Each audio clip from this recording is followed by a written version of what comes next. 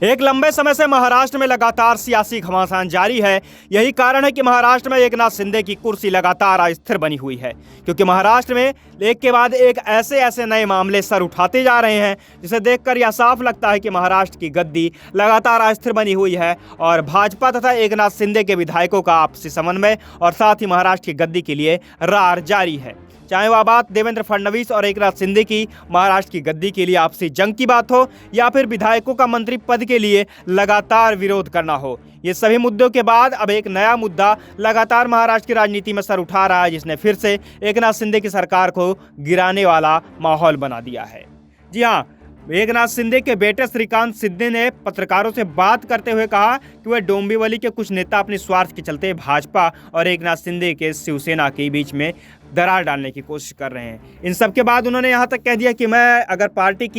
Party को 2024 में एक बार फिर से गठबंधन की सरकार बनाते हुए देखना चाहता हूं, तो उसके लिए मैं इस्तीफा भी देने के लिए तैयार हूं। अब इन सब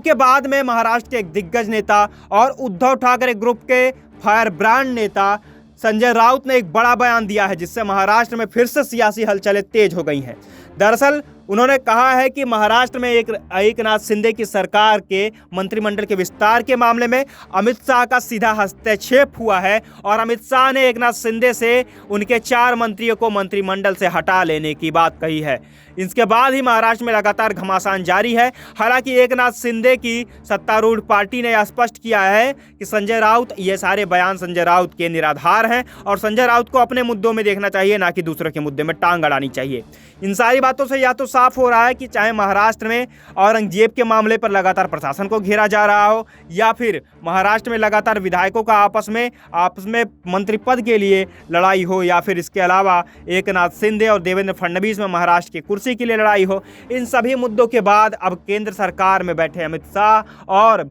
एकनाथ शिंदे ने जिस तरह से आपस में इनकी बातचीत हुई है, इससे लगातार जोड़कर देखा जा रहा है कि महाराष्ट्र की गद्दी बिल्कुल अस्थिर बनी हुई है और यहाँ पर कभी भी सरकार गिर सकती है। साथ ही इसको लेकर के आगे भी बड़े बड़े खुलासे हो सकते हैं, क्योंकि महाराष्ट्र में अस्थिरता बनी हुई है और आपसी समन्वय की साफ कमी दिखाई पड़ रही है। फिलहाल के लिए इतना ही। देश और दुनिया की तमाम अन्य खबरों के लिए भी जुड़े रहिए हमारे साथ और देखते रहिए SPN 9 न्यूज़।